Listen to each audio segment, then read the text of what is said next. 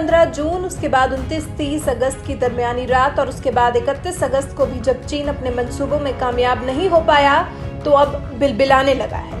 एक तो भारतीय जमीन को हथियाने के मकसद में कामयाबी नहीं हासिल कर पा रहा और उसके बाद भारत समेत अन्य बड़े देशों की नफरत भी झेल रहा है, तो चीन की हालत हो गई है खराब। इसलिए अब चीन ने भारत पर ही हमले करने शुरू कर दिए हैं। मतलब कि उल्टा चोर कोतवाल को डांटे वाली कहावत को चीन चरितार्थ करने लगा है।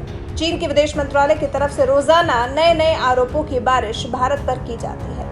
हालांकि चीन की नीयत और उसकी नीतियों को हर कोई बहुत अच्छे से समझता है। चीन के भारत के खिलाफ ताजा आरोप की बात करें तो चीनी विदेश मंत्रालय ने भारत पर आरोप लगाते हुए कहा है कि भारत का दावा है कि उसने पैंगोंग इलाके में चीनी सेना की गतिविधि को रोकने के लिए कदम उठाए थे। फिर चीन ने खुद ही अपने इल्जाम का विश्लेषण भी कर दिया। कहा कि इस बयान से पता चलता है कि भारतीय सेना ने पहली बार अवैध रूप से LAC को पार किया और यथास्थिति को बदला। कहा कि इससे द्विपक्षीय संबंध और महत्वपूर्ण सहमति का उल्लंघन हुआ है। हम भारतीय पक्ष से सीमा पर तैनात अपने सैनिकों को अनुशासित करने, उकसावे को रोकने और अवैध रूप से LAC को पार करने वाले सैनिकों को वापस लेने का आग्रह करते हैं। इसके बाद नापाक चीन ने अपनी मासूमियत का भी बखान किया। कहा कि हम तनाव बढ़ाने वाली या मामले को उलझाने वाली किसी भी कार्रवाई से बचने की सलाह देते हैं। उसके बाद भारतीय सैनिकों में तिब्बती सैनिकों के होने की बात को चीन पचा ही नहीं पा रहा।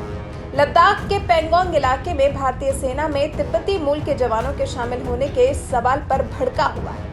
कह रहा है, हमें नहीं पता कि आप लोगों के पास ये जानकारी कहां से आई। चीन ऐसे किसी भी देश का विरोध करता है जो तिब्बत की आजादी का समर्थन करता है।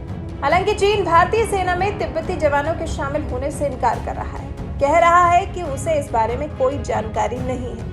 चीनी विदेश मंत्रालय के प्रवक्ता हुआ चुनयुंग ने कहा कि भारतीय सेना ने अवैध रूप से नियंत्रण रेखा पार की और दोनों पक्षों की सहमति का उल्लंघन करते हुए एक पक्षीय तरीके से यथास्थिति में बदलाव किया।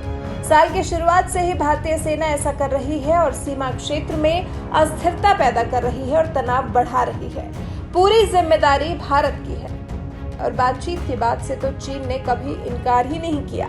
एक वही काम है जिसमें चीन अपना भी वक्त जाया करता है, भारत को भी उलझा देता है और फिर कर देता है जमीन हथियाने की कार्रवाई।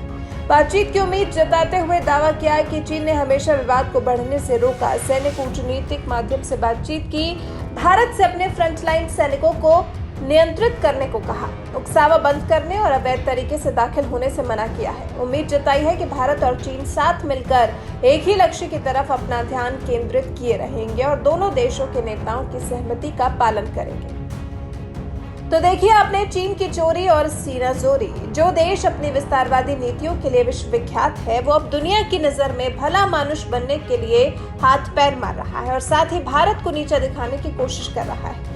लेकिन भारत को चीन की इन हरकतों से कोई फर्क नहीं पड़ता। भारत का मानना है कि बस सीमा पर चीन हमारे देश को ना छेड़े, क्योंकि अक्सर छेड़ने वालों को भारतीय छोड़ते नहीं हैं, ऐसा देखा गया है।